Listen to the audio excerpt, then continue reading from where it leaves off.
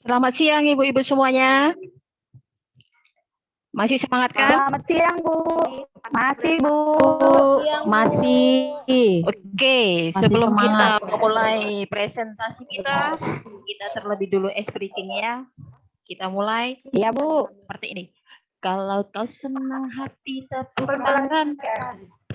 Kalau kau senang hati tepuk tangan. Kalau kau senang hati, mari kita gembira. Kalau kau senang hati tepuk tangan. Sudah tahu, Bu? Sudah, Bu. Oke, kita mulai ya. 1, 2, ya. Kalau kau senang hati tepuk tepuk tangan. Kalau kau senang Kau suka hati tepuk tangan. tangan. Kalau kau senang hati, Kalau mari kau senang hati, hati gembira. Kalau kau senang hati tepuk tangan.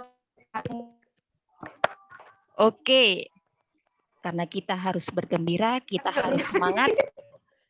Jadi sebelum kita memulai materi kita hari ini, kita terlebih dahulu untuk berdoa. Berdoa menurut kepercayaan kita masing-masing. Doa dimulai. Doa selesai. Oke, masih tetap semangat kan Ibu-ibu semuanya? Masih, Bu. Semangat. Semangat. Oke. Materi presentasi saya hari ini yaitu tentang asesmen diagnostik. Tapi sebelumnya saya ingin bertanya dulu kepada ibu-ibu. Apakah itu yang dimaksud dengan asesmen? Saya ingin bertanya kepada Ibu Bulan, apa itu asesmen Ibu Bulan? Kalau menurut saya, Bu, asesmen itu adalah seperti penilaian gitu, Bu. Benar, Bu? Benar, ya.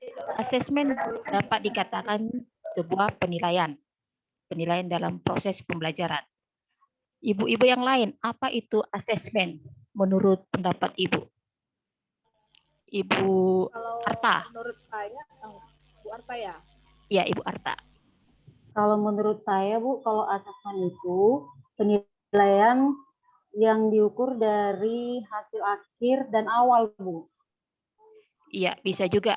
Asesmen itu berupa penilaian awal dan penilaian akhir dalam proses pembelajaran. Ya, Ibu Puji, apa itu asesmen? Kalau menurut saya, asesmen itu bisa juga dikatakan sebagai pengevaluasian. Pengevaluasian baik itu di awal maupun di akhir. Gitu. Oke, semuanya benar jawabannya. Jadi asesmen itu berupa penilaian, pengukuran, atau pengevaluasian terhadap siswa pada awal pembelajaran maupun pada akhir suatu pembelajaran. Jadi khusus untuk hari ini kita akan belajar materi tentang asesmen diagnostik.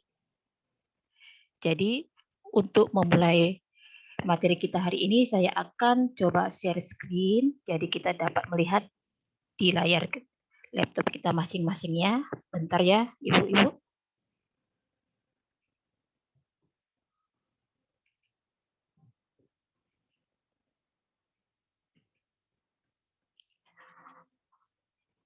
Oke, udah dapat dilihat Ibu-ibu semuanya? Sudah, Bu. Bu. Oke. Asesmen diagnostik. Asesmen diagnostik itu penilaian yang kita lakukan di awal untuk mengetahui kemampuan ataupun pengetahuan peserta didik sebelum memulai pembelajaran.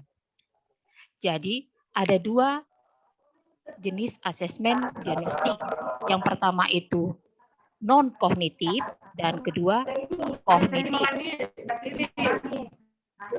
Tujuan asesmen diagnostik non-kognitif mengetahui kesejahteraan psikologi dan sosial emosi siswa, mengetahui aktivitas belajar di rumah, mengetahui kondisi keluarga siswa, mengetahui latar belakang pergaulan siswa, mengetahui gaya belajar, karakter, serta minat siswa. Sedangkan tujuan asesmen diagnostik pada bagian kognitif itu mengidentifikasi capaian kompetensi siswa, menyesuaikan pembelajaran di kelas dengan kompetensi rata-rata siswa. Yang ketiga, memberikan kelas remedial atau pelajaran tambahan kepada siswa yang kompetensinya di bawah rata-rata. Jadi intinya di non-kognitif ini lebih berdasarkan atau berfokus pada kesejahteraan psikologi dan sosial emosi peserta didik. Sedangkan di kognitif, dia lebih mengutamakan tentang pengetahuan atau kompetensi peserta didik dalam suatu pembelajaran. Ini tadi yang saya bilang. Tujuan asesmen diagnostik non-kognitif lebih mengukur pada aspek psikologis dan kondisi emosional peserta didik. Yang berikutnya, asesmen diagnostik non-kognitif dapat dilakukan beberapa tahap. Yang pertama itu tahap persiapan. Yang kedua, pelaksanaan. Yang ketiga, tindak lanjut. Di dalam tahap persiapan, ada dua hal yang dilakukan. Yang pertama, kita dapat menyiapkan alat bantu berupa gambar, di mana di situ bisa mewakili emosi daripada peserta didik. Di sini kita dituntut untuk menyiapkan pertanyaan panduan. Di sini gambar emosinya bisa berupa gambar bahagia, sedih, senang, seperti itu. Yang kedua, kita membuat daftar pertanyaan kunci mengenai aktivitas siswa. Selanjutnya, tahap pelaksanaan. Di sini kita minta peserta didik mengekspresikan perasaannya selama belajar. Jadi ada bentuk ekspresi siswa itu bagaimana saat dia belajar di rumah. Selanjutnya, tindak lanjut. Setelah dilalui persiapan dan pelaksanaan, jadi ada tindak lanjutnya. Yang pertama, kita identifikasi ekspresi siswa yang menunjukkan emosi negatif. Di situ bisa kita melakukan dengan berdiskusi. Kita ajak berdiskusi ataupun dapat kita melakukan dengan orang tua atau mengkomunikasikan dengan orang tua agar kita mengetahui apa yang terjadi pada siswa saat pembelajaran di rumah. Yang ketiga, ulangi pelaksanaan asesmen non-kognitif pada awal pembelajaran. Jadi, setiap awal pembelajaran, kita seharusnya dituntut untuk mengetahui bagaimana dari keadaan psikologis dan sosial emosi siswa saat untuk memulai pembelajaran. Selanjutnya, asesmen diagnostik non-kognitif di awal pembelajaran dilakukan untuk yang pertama, kesejahteraan psikologis dan sosial emosi siswa. Yang kedua, aktivitas siswa selama belajar di rumah. Yang ketiga, kondisi keluarga siswa dan pergaulan. Yang keempat, gaya belajar, karakter, serta minat siswa. Di mana tujuan asesmen kognitif yaitu mengetahui kemampuan dasar siswa dalam sebuah topik, sebuah mata pelajaran. Di mana ini dilakukan secara rutin atau yang disebut dengan asesmen diagnostik kognitif berkala. Bisa di awal atau di akhir setelah guru menyelesaikan atau membahas suatu topik. Yang terakhir, tahapan melaksanakan asesmen diagnostik kognitif, yaitu pertama, persiapan, yang kedua, pelaksanaan, yang ketiga, kita melakukan diagnosis dan tindak lanjut. Itulah materi yang ingin saya sampaikan pada presentasi hari ini. Apabila ada ibu-ibu yang mau bertanya atau berikan saran, saya persilakan.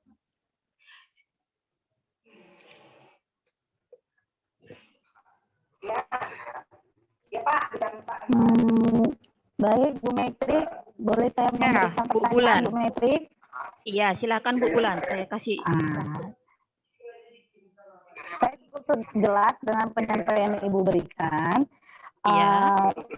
Cuman ada salah satu pertanyaan yang membuat saya jadi bertanya-tanya nih, Bu. Iya, apa Bu? Apa jenis-jenis asesmen yang terdapat di dalam modul ajar? Oh, Terima kasih, Bu. jenis asesmen yang ada di dalam modul ajar itu ada 3 ya Bu ya.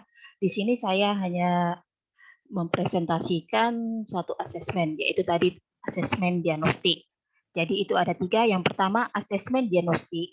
Kita melakukannya pada awal pembelajaran. Jadi di sini kita harus mengetahui kemampuan awal siswa untuk mengikuti suatu pembelajaran. Yang kedua, asesmen formatif. Pada asesmen formatif kita lakukan pada akhir pembelajaran. Yang ketiga, asesmen sumatif. Asesmen sumatif kita lakukan pada siap pembelajaran. Jadi ada 3, asesmen diagnostik, asesmen formatif, asesmen sumatif. Bagaimana Bu Bulan? Apa ada yang mau ditanyakan atau memberikan tanggapan mengenai jawaban yang saya berikan?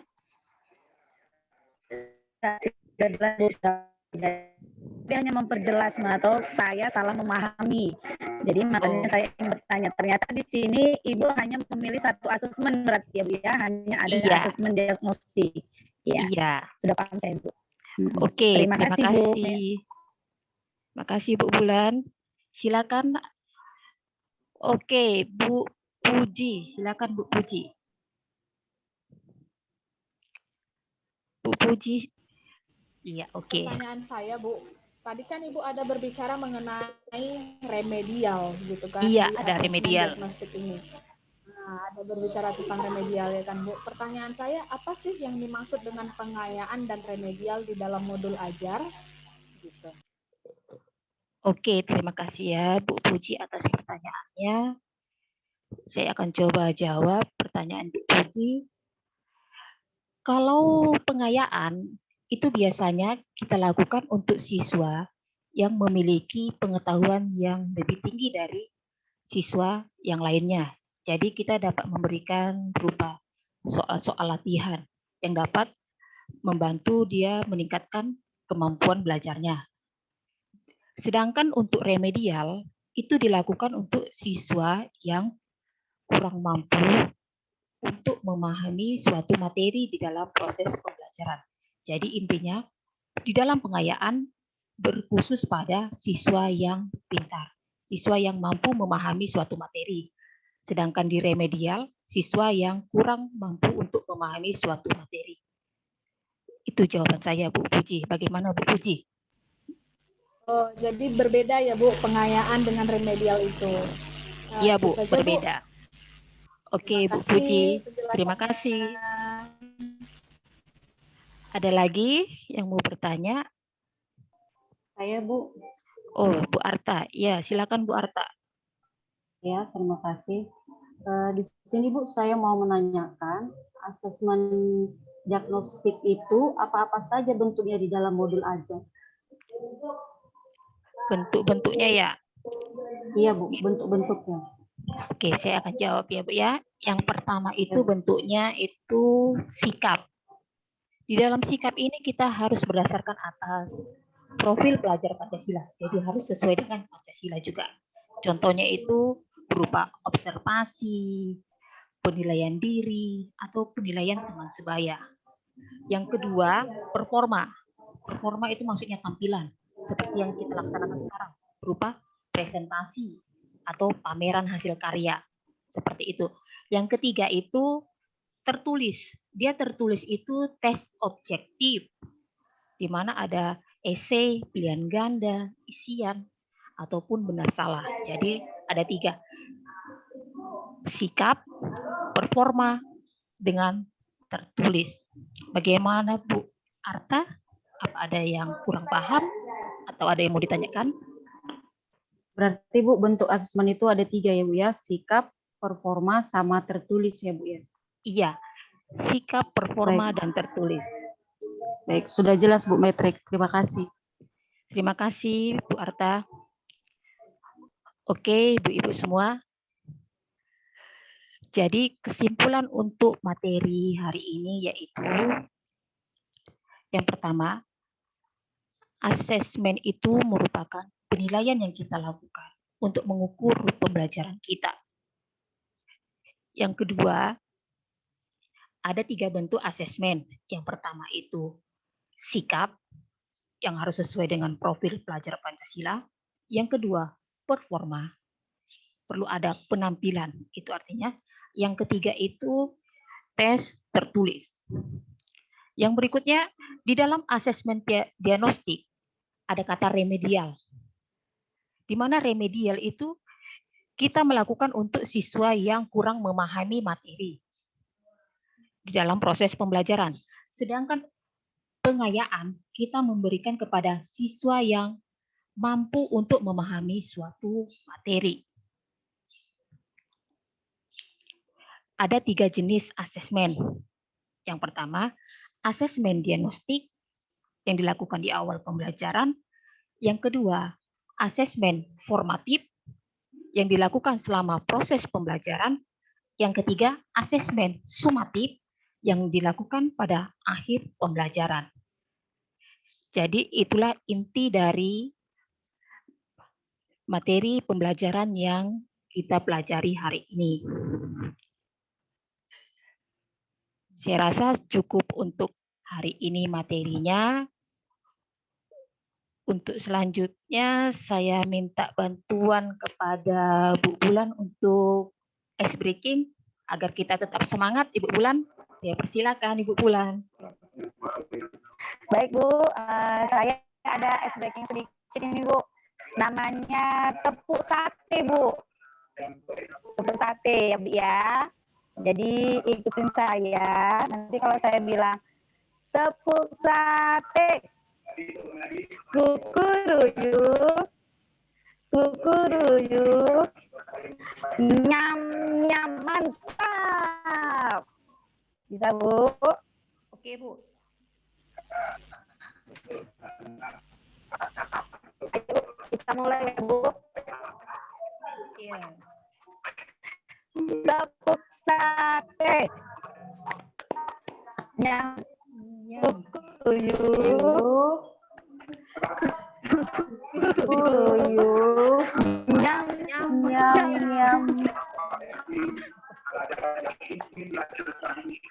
Oke Bu Bulan, terima kasih. Sebelum kita menutup presentasi kita hari ini, terlebih dahulu kita untuk berdoa lagi agar kita sehat-sehat selalu. Oke, berdoa menurut agama kepercayaan masing-masing. Berdoa dimulai.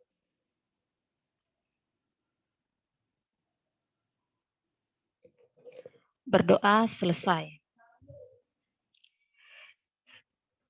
Terima kasih Ibu-Ibu semua. Semoga kita tetap semangat. Semangat, semangat, semangat.